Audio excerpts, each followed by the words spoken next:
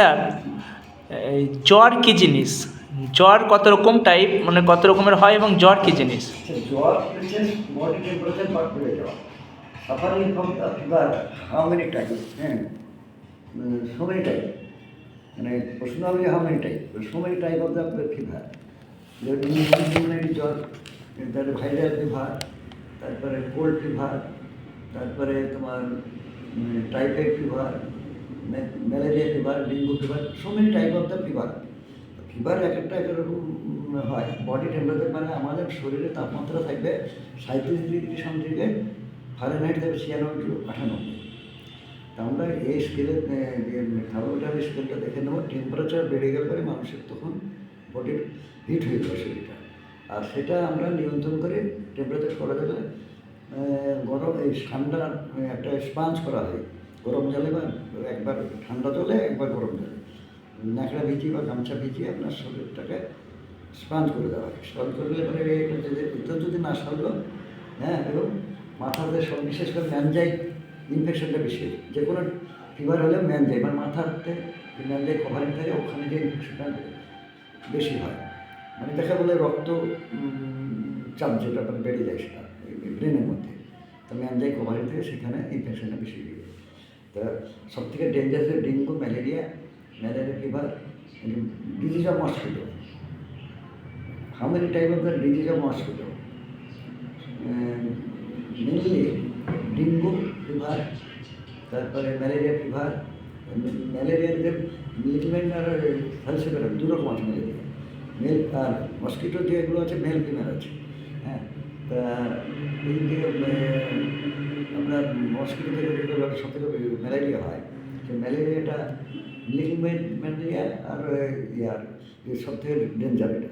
তো ম্যালেরিয়াটা জ্বরে ওইটার আপনার টেম্পারেচারটা বিশেষ করে আপনার ম্যালেরিয়া করে ব্লাড টেস্ট করে ম্যালেরিয়া প্যারাসাইট যেটা পাওয়া যায়, সামান্য একটা ডিশ করলে হবে, ডিফেন্সিয়াল কাউন্টে দেখা যাবে স্লাইডে করে স্টেন করার পরে মেথানল ব্লু দিয়ে একটা স্টেন করে ওটা ম্যালেরিয়া প্যারাসাইটের ওর মধ্যে দুটো প্যারাসাইটগুলো থাকে, একটা জীবাণু যেটা হচ্ছে ম্যালেরিয়া জীবাণু, সেটা হচ্ছে একটা মেল একটা ফিমেল, একটা রিং শেপের আর একটা রিংয়ের মতো গোল থাকবে, যে প্যারাসাইটগুলো পজিটিভ থাকবে। আর আরেকটা আছে লব থাকবে, মেল ফিমেল থাকবে। ম্যালেরিয়া সাধারণত ব্লাড টেস্ট করতে গেলে পরে রাত্রি 8টার পরে আর ভোর 4টার আগে ব্লাডটা কালেক্ট করলে পরে অনেক সময় দেখা গেল ম্যালেরিয়া ফিভার আছে, সিমটম ম্যালেরিয়া, কিন্তু বাট সিমটম নেগেটিভ আসে ওই টেস্ট করতে পারে।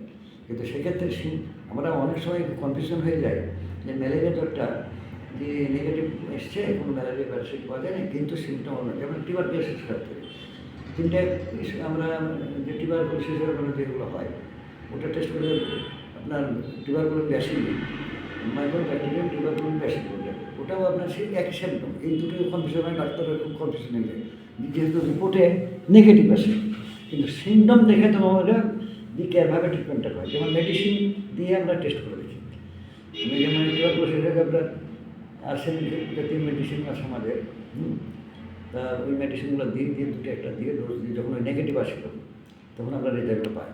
আর যদি মেডিসিনেই বলে দেবে যে আপনার টিউবারকুলোসিস নয়, যখন আপনার নেগেটিভ রিপোর্ট হবে তখন এই ক্ষেত্রে আমরা এইভাবে করে। ম্যালেরিয়াটাও তাই, বিশেষ করে আপনার ম্যালেরিয়ার কুইনাইনটা ব্যবহৃত, এখন আরও ম্যালেরিয়ার করে অনেক ট্যাবলেট উপাদান পাওয়া যাচ্ছে। কুইনাইন সালফেট, কুইনাইন ফসফেটগুলো দুটো মেডিসিন আগে পাওয়া যেত, নেভাকুইন, ক্লোরোকুইন এসব পাওয়া যায়, এখন বাজারে পাওয়া যায় না।